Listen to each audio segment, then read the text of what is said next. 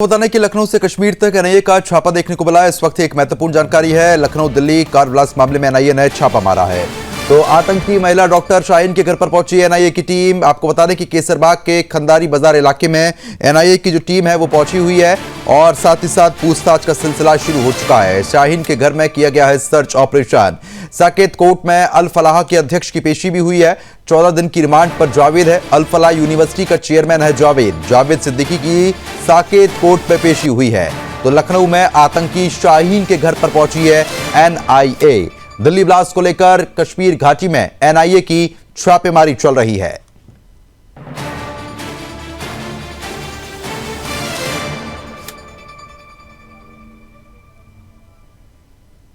तो बड़ी खबर आपको बता रहे हैं, जावेद जो है उसको 14 दिन की रिमांड पर फिलहाल भेज दिया गया है। लगातार पूछताछ का सिलसिला शुरू है। कड़ी से कड़ी जोड़ने का काम एनआईए की टीम कर रही है।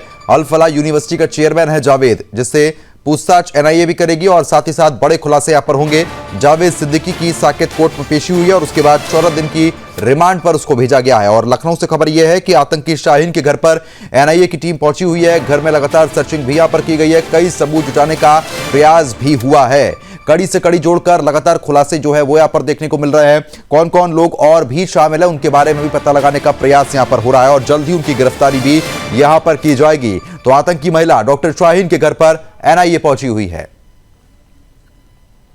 इस खबर पर अपडेट के साथ सुमित श्रीवास्तव हमारे साथ लगातार बने हैं लखनऊ से। सुमित, मैं आपसे समझना चाह रहा हूं कि एनआईए की टीम लगातार तफ्तीश इस मामले में कर रही है, लखनऊ पहुंची हुई है, घर पर छापेमारी की गई है, क्या अपडेट है इसमें अभी?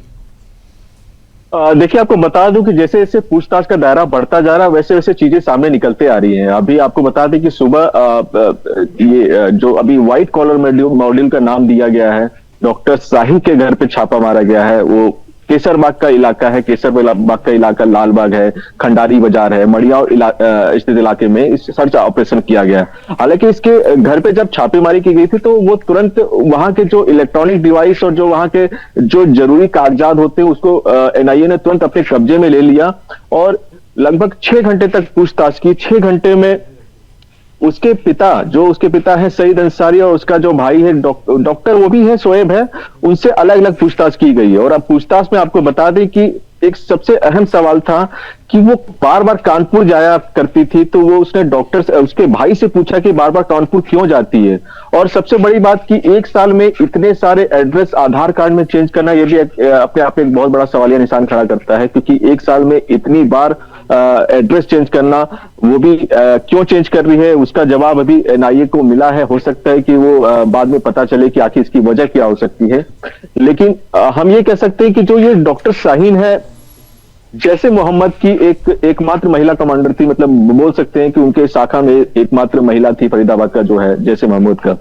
उसमें और भी जब एजेंसियां उनसे पूछताछ की तो पूछताछ में भी पता चला कि 27 से 28 लाख रुपए का ट्रांजैक्शन हुआ है। उसमें से 7 से 8 लाख रुपए का जो है केवल अवैध हथियार इसने खरीदा था, और बाकी के पैसों का गाड़ियों का अपने मंसूबों को कामयाब करने के लिए वाहनों का खरीदने का इस्तेमाल किया था।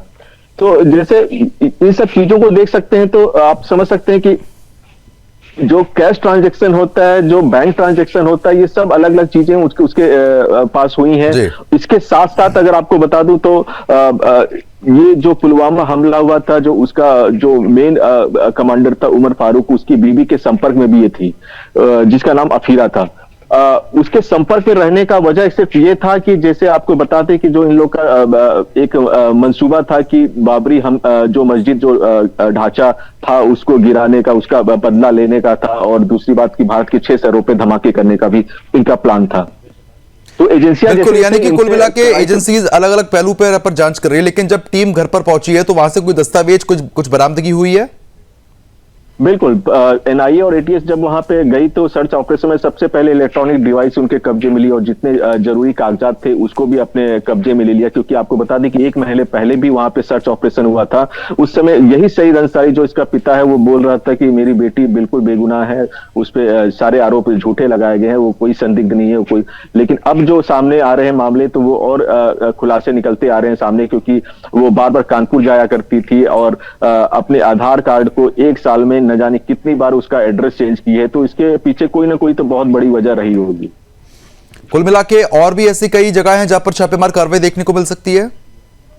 फिलहाल तो अभी केवल उसके घर पे हुआ है। जैसे आपको बता दूं, केसरबाग का खंडारी बाजार है, लालबाग है, मड़ियाव इलाके में, उसका सर्च ऑपरेशन केवल इसके घर पे हुआ है और जिसमें अलग अलग पूछताछ हुई है इसके भाई और इसके पिता से।